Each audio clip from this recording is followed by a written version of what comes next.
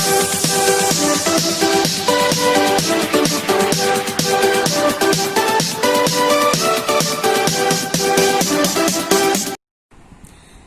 Students, welcome to online classes for Hindi.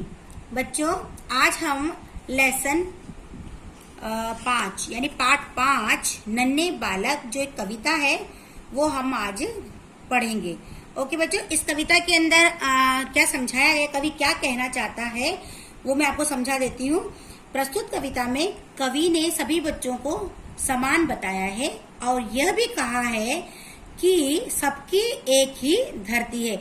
मतलब जितने भी इस दुनिया में जो भी इस धरती पे जितने भी बच्चे हैं वो समान है, कोई ऊंचा नीचा नहीं है। कवि ये बताना चाहता है और बच्चों के दिल में ऐसी कोई भावना ना आए। इस कविता के द्वारा कवि यही बताना चाहता है कि बच्चों के दिल में ऐसी कोई भावना ना आए कि कौन ऊंचा है, कौन नीचा है, कौन गरीब है, कौन अमीर है। इस तरह की भावना उनके मन में ना आए। तो कवि उनको समझाना चाहता है कि हम इस धरती पे जितने भी लोग हैं या जितने भी बच्चे हैं सभी समान हैं। तो हम पढ़ते हैं, इस कविता को शुरू करते हैं। अब तो हम हैं सूरज चांद सितारे, हम नन्हे नन्हे बालक हैं जैसे नन्हे नन्हे रजकण। अब देखिए बच्चों, बच्चे जैसे इस दुनिया में जो बच्चे होते हैं वो क्या है, जिस तरह से सूरज और चांद और सितारे होते हैं उतना ही उनका महत्व इस दुनिया में, संसार में बताया है। बच्चे भी उसी के समान चमकने वाले, जैसे सूरज चमकता है, चांद चमकता है और सितारे चमकते हैं, उसी तरह से बच्चे भी संसार में चमकने वाले होते हैं। और ये नन्हे नन्हे होने के बावजूद भी क्या है, ये हमारे देश को, हमारे राष्ट्र को बनाने में सहायक होते हैं। जैसे क्या होते हैं, नन्हे नन्हे रजकण, यानी जैसे कि रजकण का मतलब होता है धूल के कण, यानी मिट्टी के कण। जो छोटे छोटे मिट्टी के कण हैं उनसे क्या बन जाता है, लेकिन हम नन्हे नन्हे रजकण भी क्या है, विशाल पर्वत बन जाते हैं। उनको जोड़ने से एक विशाल पर्वत बन जाता है। उसी तरह से बच्चे भी बड़े होकर क्या बन जाते हैं, एक आदर्श नागरिक हमारे देश के बन जाते हैं और हमारे देश को एक आदर्श देश बनाने में मदद करते हैं। तो अब आगे देखो बच्चों, है हम बच्चों की दुनिया ही एक अजीब गरीब निराली। देखिए, ये हमारे जो बच्चों की दुनिया होती है वो एक अजीब और गरीब होती है, मतलब एक अजीब और निराली है। उसके अंदर कोई मतलब जैसे कि बनावटीपन नहीं है। एक अजीब, एक बहुत ही खूबसूरत और प्यारी दुनिया है बच्चों की। इसके अंदर जो भी जाता है वो बहुत ही खुश हो जाता है। जैसे कि अब आपने सुना होगा कि भगवान बोलते हैं कि बच्चे किस में बसते हैं, भगवान में बसते हैं। भगवान की सूरत में हमको बच्चे दिखाई देते हैं। तो जैसे हम सूरत मूरत मंदिर की, हर मंदिर में जो मूर्ति होती है उसके अंदर बोलते हैं कि बच्चों के भीतर भगवान बसते हैं, उनकी मूर्ति में बच्चों की शक्ल दिखाई देती है। तो हर सूरत है भोली भाली, उसी समान हम बच्चों की सूरत को भी समझते हैं। जैसे भगवान, बच्चों के अंदर हम भगवान को देखते हैं तो हम कैसे हैं, एकदम भगवान की सूरत मूरत की जैसे हैं जो मंदिर में बसते हैं।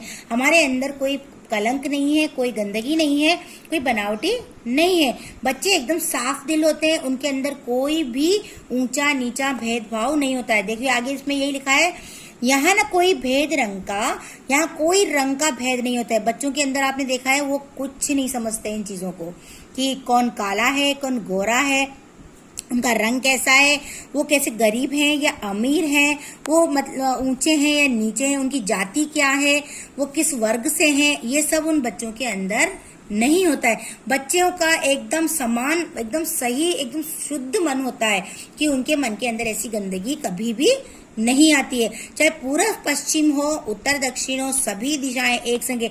जैसे हम चारों दिशाओं को एक माना जाता है, चारों दिशाएं अलग अलग होने के बावजूद भी क्या है, वो हमारे देश की दिशाएं हैं, एक साथ हैं। उसी तरह से बच्चे भी क्या हैं, एकदम एक रंग है, यानी कि उनके अंदर कोई भी मतभेद या भेदभाव नहीं होता है। बच्चे एकदम एक साथ जहां भी जाते हैं वो एक साथ मिल जाते हैं और उनके साथ में अपने आप को ढाल लेते हैं। जैसे वो होते हैं, दूसरे बच्चे होते हैं, उनके साथ में वो एक समान मिल जाते हैं और उनके साथ बिना भेदभाव के खेलते हैं, उनके साथ में पढ़ाई करते हैं, हर तरह से। तो बच्चों का दिल एकदम साफ होता है, उनके मन के अंदर कोई कलंक नहीं होता। इसलिए बच्चे इस तरह से उनके सभी के साथ में एक मन होकर रहते हैं। अब आगे देखिए बच्चों, पृथ्वी माँ के राज दुलारे, हम हैं सूरज चांद सितारे। हम कौन है? जैसे पृथ्वी माँ हमारी धरती माता है, हम उनके क्या है? राज दुलारे हैं। जैसे कैसे? हम है सूरज, जैसे चांद और सूरज और सितारे हैं, उसी तरह से हम भी हमारी धरती माँ के राज दुलारे हैं। जैसे सूरज और चांद सितारों का हमारे जो इस धरती पे इम्पोर्टेंस है, जितना महत्व है, उसी तरह से हमारी पृथ्वी माँ के हम भी राज दुलारे हैं।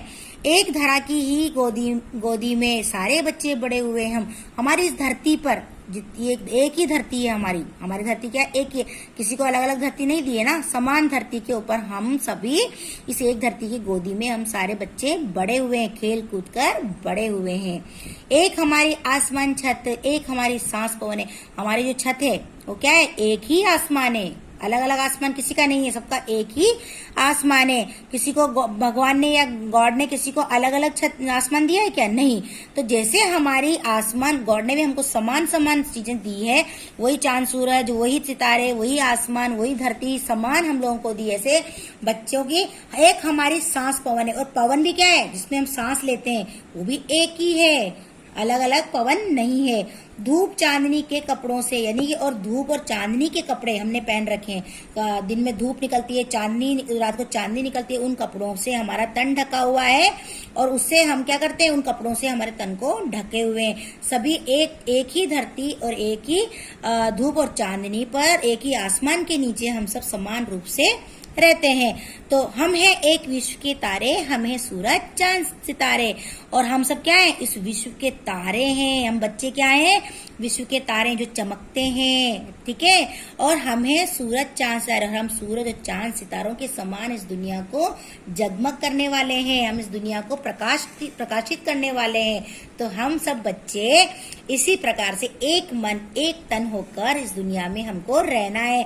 कोई हमारे अंदर भेदभाव कभी नहीं लाना है। जैसे ये बच्चे रहते हैं, हम बड़े होकर भी उसी तरह से हमको भी रहना, तभी हमारा राष्ट्र क्या होगा? एक मत होगा, एकता होगी हमारे देश के अंदर भी।